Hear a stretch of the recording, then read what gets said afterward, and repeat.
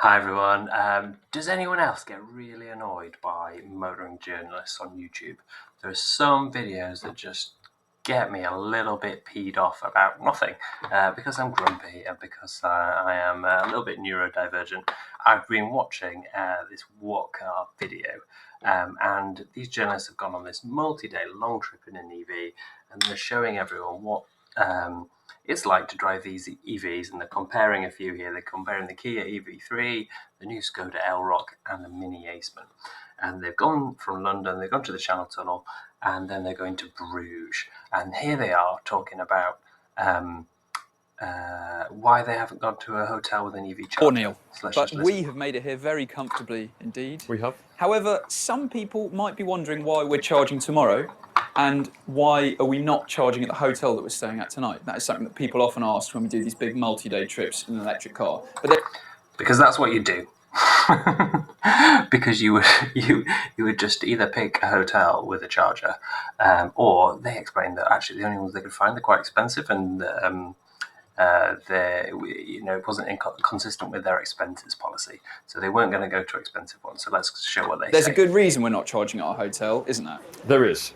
And actually today is a perfect example because all hotel rooms cost £107 each when you convert them to euros. So one of the cheaper options here that is available or was available tonight.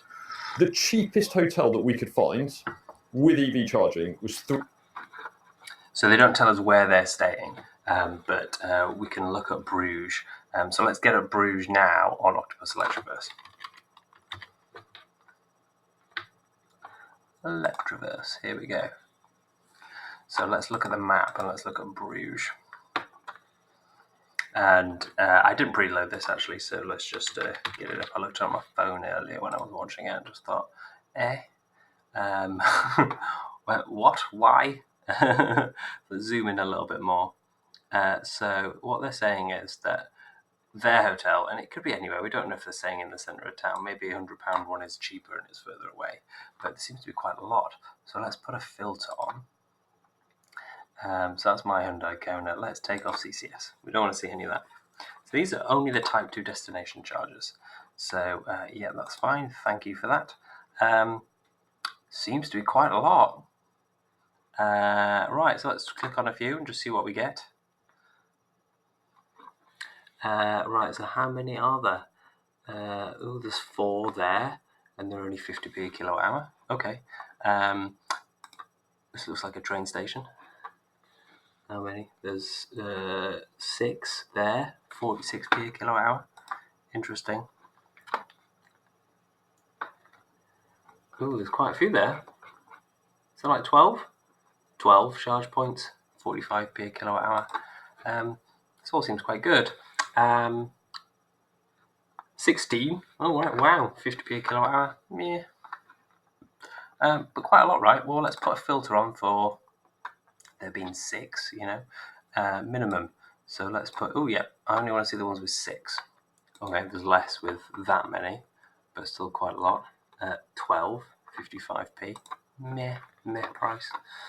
But there's 6 here for 39p a kilowatt hour. Great. And how far is this? How big is Bruges? I'm betting that they could have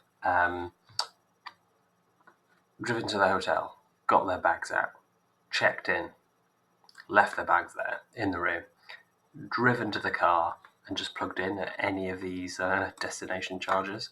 And this is something that really irks me. So they've gone out of their way to explain why they're not charging at their destination, and how, oh God, it's so difficult to find a charger, this, that, and the other. There's bloody hundreds everywhere. And one of these is going to be close to their hotel, and one of these is going to be reasonably affordable. Like, say they just came off the motorway, and there's a travel lodge. Let's say there's Travel Lodge Bruges out here. 50p a kilowatt hour for, great. 52p a kilowatt hour, 16 out there. You'd just plug in there and you'd have a full charge. It might just be me. Let me know what you think. I might just get annoyed about nothing. It's a good video, and I'm sure these guys are nice guys, but this is just something that pees me off all the time. All right, see you in the next one. Bye. Hi everyone, and then I just decided to add, let's look at booking.com and look at all the hotels and the prices. So they're all around, and there's cheap ones. There's cheap ones right by all these charges. There's an Ibis budget right by where all the charges were by the train station. All the charges are in the centre of town. There's loads of cheap hotels in the centre of town. But we can't charge overnight because we need to show how expensive the charging was. Which is, of course, how they finished the film, finished their thing. So ownership costs. Let's have a look at this.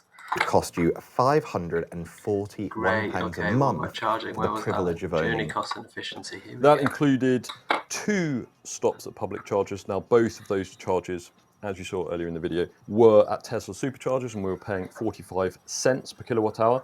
My first charge cost €27.29. My second, €10.82. And if we assume that I plugged in at home when I got back to the UK and I charged at the... This is another thing that annoys me. So these are reasonable. Like, they've chosen the cheapest rapid charger at 45p. Great. Although there were plenty of destination chargers at like 20p or lower. But 40p is not bad. But then no one goes home with an EV. There's a million people with an EV. None of them pay 24p. They all pay 7p. They never get this. People write in the comments loads, why are you using 24p? That's the flat rate. But if you've got an EV and you're charging at home, you're getting an EV tariff and overnight charging for 7p. The energy price cap of 24p per kilowatt hour, then I would have spent a further £7.45 on electricity, so a total cost of £38.97. Now, efficiency, if you look at the trip computer, that was reading 3.1 miles per kilowatt hour. But if we factor in charging losses and the actual energy that we required from the grid to make that journey, then that works out to 2.85 miles per kilowatt hour. No one looks at the energy needed to fire the petrol pump, though. So it's a bit bizarre. No one looks at the energy needed to extract the oil, refine the oil, etc. So that's a bit bizarre. I mean, that's not great, but they were driving very fast and it's very cold, so you do get lower efficiencies and things. But I get my average is 4.2 in my Kona, so that is worse. And so you'd worry that is this car that efficient? This EV3 looks quite good, doesn't it? And I'd be quite interested in it, especially the higher range one. But who knows? And we do need to go to 2 decimal places. But we'll call that it. So like, comment, subscribe, guys. I'll see you in the next one. All right, ciao.